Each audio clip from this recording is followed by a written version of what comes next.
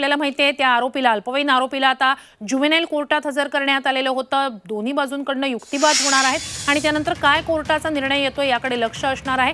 तर या संदर्भात सध्या सुनावणी ज्युव्हेनाईल कोर्टात सुरू आहे। या आरोपीचं 75,000चं दारूचं बिल आणि ज्या बारमध्ये त्यांनी दारू प्यायलेली होती, ज्या पबमध्ये दारू प्यायलेली होती तिथलं सीसीटीव्ही सुद्धा आता सादर करण्यात आलेला आहे। त्यानंतर आता काय नेमकं ज्युव्हेनाईल कोर्ट म्हणतंय याकडे लक्ष असणार आहे। कोर्टात सुनावणीला सुरुवात झालेला तासाहून अधिकचा काळ उलटलेला आहे।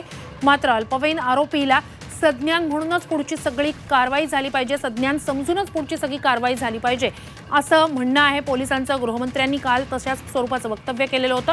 त्यामुळे आता आज अल्पवयीन आरोपीला ज्युव्हेनाईल कोर्टात हजर करण्यात आलेलं आहे। हे सगळे पुरावे सादर केल्यानंतर ज्युव्हेनाईल कोर्ट नेमका काय निर्णय देतंय, काय निरीक्षण नोंदवतंय याकडे लक्ष असणार आहे।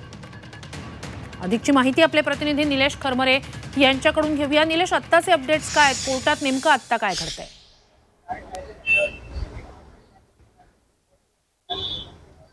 रुबीना, सकाळी 12 वाजता ही सुनावणी सुरू झालेली आहे आणि आत्ताही ती सुनावणी सुरूच आहे। खरं तर या सुनावणीमध्ये पुणे पोलिसांकडून काही पुरावे सादर करण्यात आलेले आहे। विशेष करून जो अल्पवयीन मुलगा आहे तो दारू पित असल्याचे पुरावे देण्यात आलेले आहे।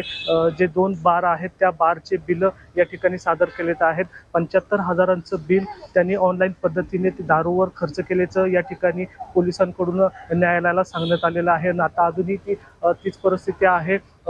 युक्तिवाद चालू आहे। पुणे पोलिसांकडून तो सज्ञान ठरवण्याचा प्रयत्न केला जातो। हो, खरं तर सुरुवातीला रविवारी ज्यावेळेस गुन्हा दाखल झाला त्यावेळेस त्याला जामीन मिळाला, त्यावेळेस पुणे पोलिसांकडे पुरावे नव्हते। मात्र आता पुणे पोलिसांनी पूर्ण तयारीने या ठिकाणी दाखल झालेले आहेत, पुरावे दिलेले आहेत, सीसीटीव्ही दाखल केलेले आहेत आणि त्यावरच आता या ठिकाणी सुनावणी चालू आहे। ब्लड रिपोर्ट जे आहेत ते येण्याची वाट बघतात, त्याच्यामुळेच हा जे आदेश आहे तो थांबलेला आहे। काही वेळातच ब्लड रिपोर्ट आल्यानंतर आजची जी सुनावणी आहे ती पूर्ण होईल आणि त्यानंतरच कळेल की जो अल्पवयीन मुलगा आहे त्याला पुढची काय शिक्षा दिली जाईल। नक्कीच अपडेट्स तुमच्याकडनं निलेश घेत राहू। सुतास धन्यवाद तुम्ही दिलेल्या संपूर्ण माहितीसाठी।